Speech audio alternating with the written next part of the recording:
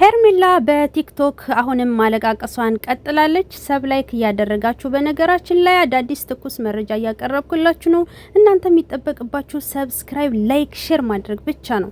እናም ሄርሜላ እንግዲህ ምንም ባይገባኝም ቅሬታ ቢኖረኝም ነገር ግን በቃ ታሚን ብዬ ተቀብያለሁ፣ ግን ደግሞ እወድሃለሁኝ መራቅ አልቻልኩም እያለች እንግዲህ እንደምትሰሙት የቴዲ አፍሮን ሙዚቃ ለቃለች ማለት ነው። እንግዲህ ሙዚቃ በማብዛት የሚመለስ ነገር የለም፣ በማለቃቀስም የሚሆን ነገር የለም። አንቺ ጠንከር ብለሽ የራስሽን ህይወት ብትኖሪ ይሻልሻል ማለት ነው።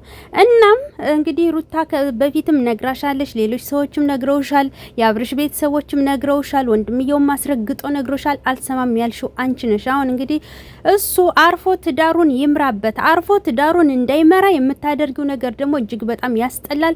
ገባሽም አልገባሽም እኛ እንኳን ተረድተናል ማለት ነው። እንደኛ ቪዲዮ ሶሻል ሚዲያ ላይ እየተለቀቀ ነው።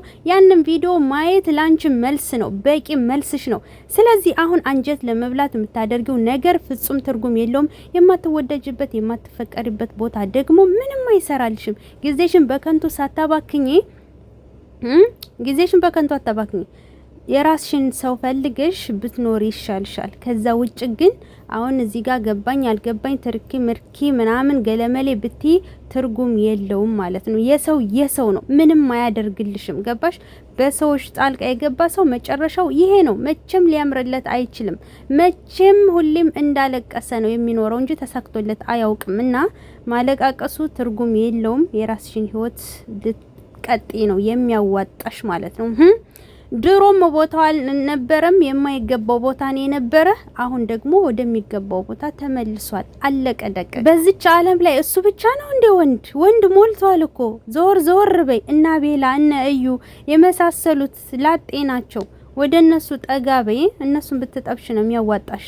እዚህ ጋር የተያዘ ነገር የበሰለ ነገር ሁሉም ይፈልጋል። አንቺ ባቋራጭ ሀብታም ለመሆን ፈልገሽ ነው። በዛም አለ በዚህ ዙሮ አንቺ ዞር ብለሽ ሌላ ጥበሽ